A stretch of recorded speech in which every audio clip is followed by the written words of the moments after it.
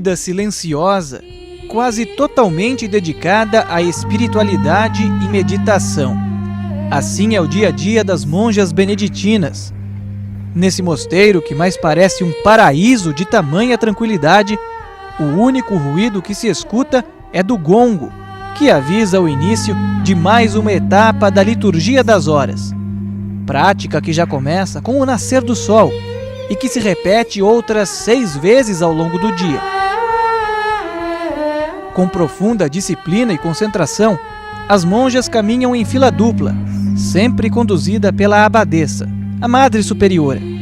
2 a 2, elas saúdam o altar e se cumprimentam antes de irem cada uma para o seu lugar. A oração é toda cantada, grande parte em latim. Ao estilo gregoriano, elas entoam diversos salmos. Terminada a oração, seguem com a mesma disciplina e silêncio o caminho de volta para os seus afazeres. Sim, porque aqui a oração vem acompanhada de trabalho. A tradição legou aos beneditinos esse lema, né? Ora et labora, reza e trabalha. Então eu creio que na concepção de São Bento, o trabalho é como se fosse um prolongamento também da oração. E não falta trabalho. Elas cultivam boa parte do que comem, como verduras e hortaliças, e ainda cuidam da pequena granja. Algumas monjas trabalham nas oficinas, onde fazem artesanatos e obras em cerâmica com temas religiosos. Outras desenvolvem o tradicional talento culinário dos mosteiros, na confecção de chocolates, trufas e pães de mel. Tudo é vendido e a renda destinada às obras sociais do mosteiro. Mas ficar diante de tantas delícias parece ser uma tentação até mesmo para quem nunca sai da presença de Deus. Deus dá a graça para nós aguentarmos, né? Então aí a gente reza um pouquinho mais para podermos termos, né, essa graça de oferecer, não é? Por aqueles que gostariam de ter e que não têm. Então a gente, com a graça de Deus, não comemos, oferecemos. Embora não saiam da clausura, as beneditinas não são privadas do contato com pessoas de fora. Recebem diariamente visitantes e peregrinos que podem até se hospedar num local à parte do mosteiro.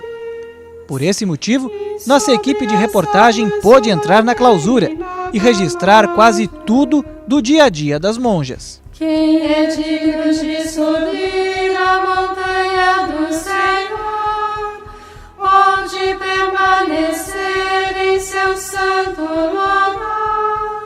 Caminhando pelos corredores, encontramos o profundo silêncio e belas pinturas.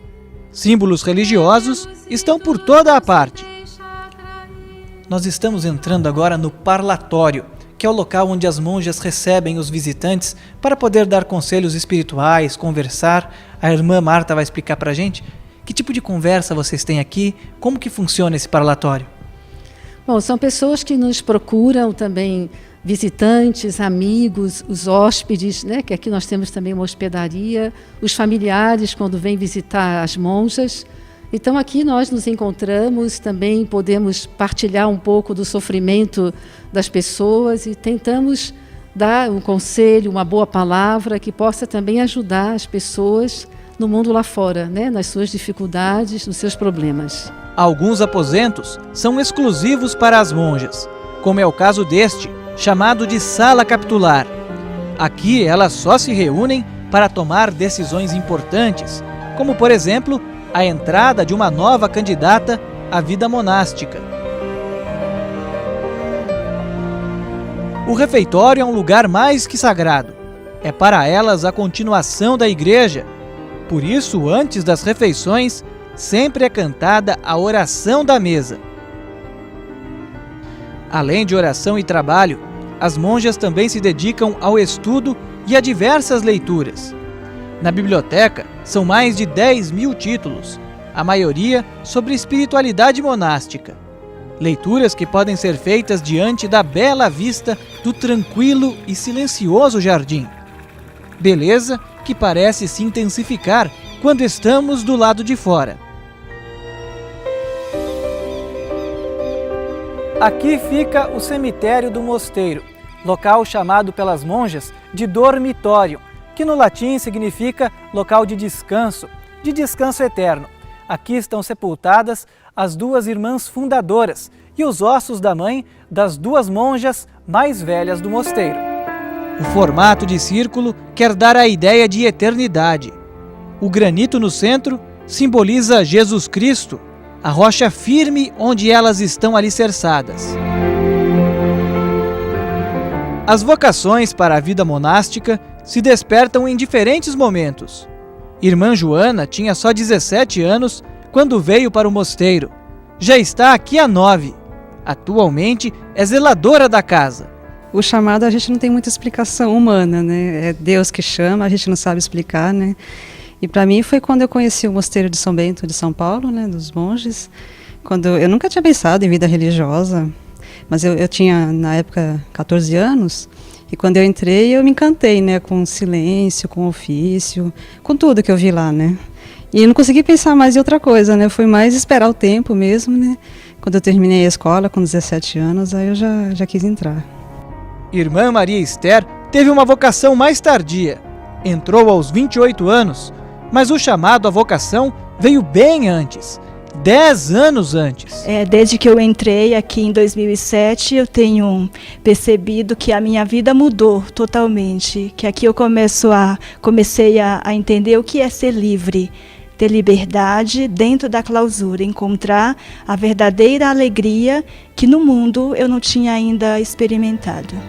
Atualmente são 28 monjas, das mais diferentes gerações, vindas de diversas regiões do país, e que carregam costumes particulares, mas que aqui se tornam muito semelhantes, em torno daquele que é a razão do viver de todas elas. Eu acho que a vida monástica tende a repetir aquele ideal dos primeiros cristãos, que era viver a comunhão fraterna, a oração, e isso foi o ideal desde o início.